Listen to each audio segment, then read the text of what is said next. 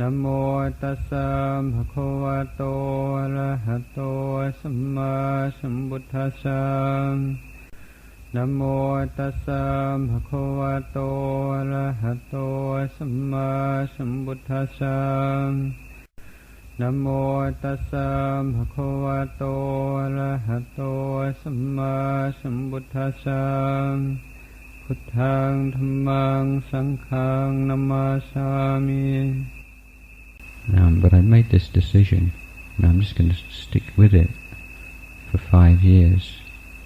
And I found it just took a weight off my mind.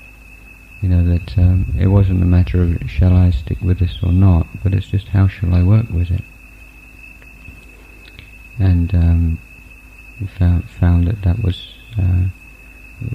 made it a lot easier.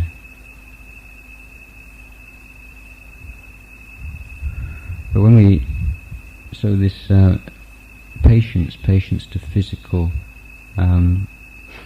discomfort, and these days we're coming back from living in a beautiful forest and silent, except for the sounds of the creatures in the bush, but without sounds of cars and aeroplanes. With no lay guests coming, idyllic kind of situation, and then coming back here and it's so much hotter, more things to do, sounds, noises, so on. Now the wise way of practicing with this is what? How can I maintain the same level of commitment to practice here as I did there? If we think, well, how can I live the way I did at Dhammas here at Wat Nanachat? It was frustrating, isn't it? Because you can't, at least I can't. So I have too many other things to do. But at least for myself, I can see that the continuity does not lie in actually the form of my practice, whereas at Dhammas I didn't have very many duties, responsibilities, giving talks or anything. We do a lot of walking jongkrom and a lot of sitting. Here less so. But the continuity lies that in my right effort, my right mindfulness, right view. And it's these elements of the Eightfold Path, moment by moment. Am I acting with tanha? Is there defilement in my mind? Am I following defilement, or am I following the Dhamma? What's going on here? Am I remembering my purpose? And there is this possibility to be this constant cleansing of the mind. Once we understand the whole picture of Dhamma practice, and there's 84,000 Dhamma teachings to choose from, or if we are not aware of all of them, it means that there's always some wholesome Dhamma that you can develop in every situation. I challenge anyone to think of any possible situation in your life where you cannot employ a teaching of the Buddha as a means of liberation within that.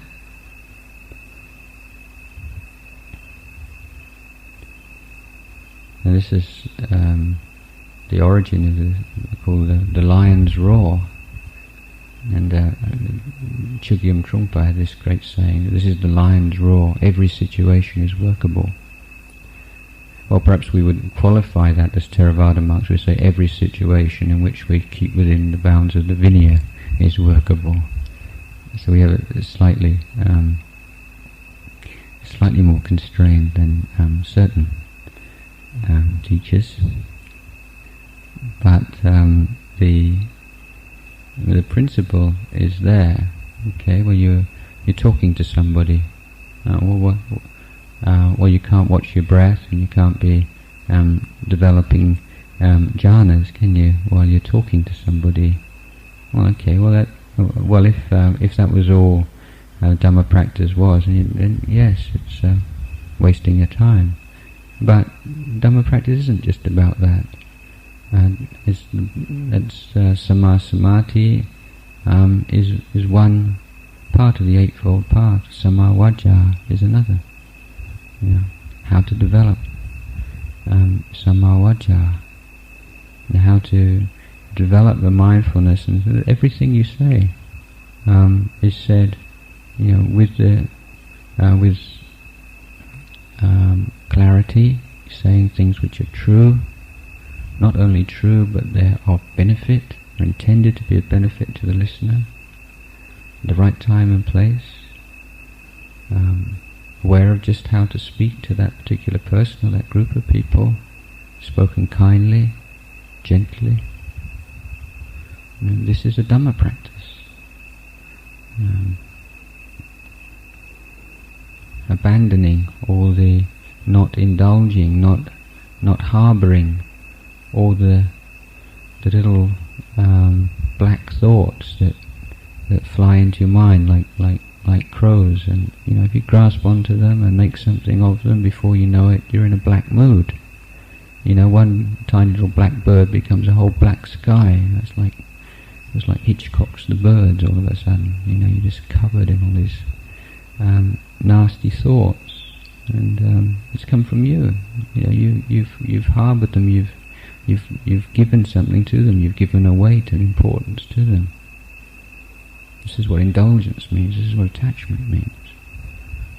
And what do we attach to moment by moment? Physical body. We attach to feelings, pleasant feelings, by trying to hold on to them as long as we can. We attach to unpleasant feelings by trying to get rid of them as quickly as we can. We attach to perceptions, we attach to thoughts, we attach to ideas, plans, imagination.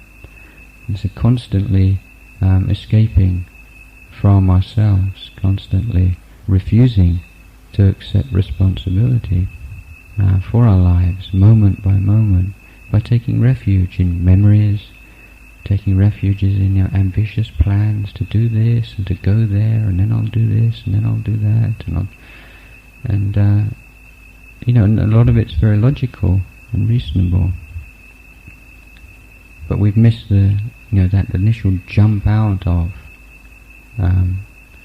this clear, bright space of Sati Sampajanya. Why did we jump out of there in the first place? We have to keep looking and examining ourselves to see how logical is our logic, or how pure is our logic, the motivation behind it. The ability just to endure through things. When you just steadily endure through things, you're able to see, aren't you, the insubstantiality of so much. The things that seem so real and so true, and you don't have to do anything very much. You just look at them. Don't run away. Don't turn your back on them. Don't stick your head in a book. But just gaze very calmly at them. This is the patient gaze, and they'll reveal themselves to you. If they are real, they'll become more and more clear.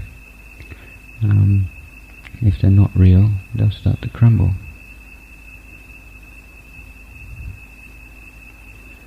So the way of practice is one of adapting this basic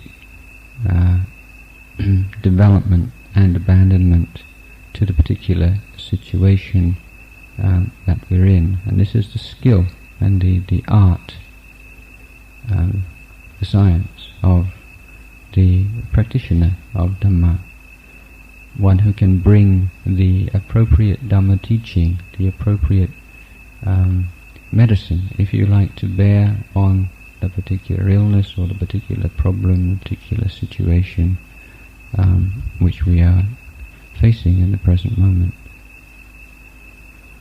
With this basic understanding that nothing and nobody can force us to suffer. There are situations there are people who can do things which can hurt us physically. Now, as long as we have a body, we're vulnerable to hot and cold and physical pain and so on. Certainly, we could be kicked and beaten and abused and even stabbed and killed. No question about that. But nobody, anybody, the most evil, malicious person could make us suffer if we do not abandon the teachings of the Buddha. And this is a faith that becomes stronger and stronger as you look at your mind and learn from your mind, and you see that suffering, mental suffering, is always accompanied by some kind of craving. Whether it's a craving for some sensual pleasure, or it's the craving for things to be a certain way, or a craving for not to be a certain way, a desire for craving for people, for things to be fixed and to be the way we want them to be, and so on and so forth. And that's what you have to keep coming back to. So there is always, in every moment, some effort that can be put forward, and this teaching is the teaching of effort. Buddha called it Viriyavada.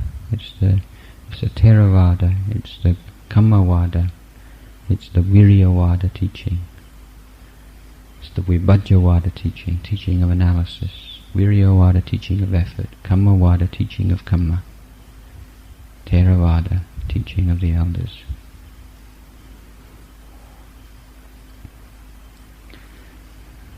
So these are just a few thoughts on practice which I would like to share with you this evening. So probably enough for this evening.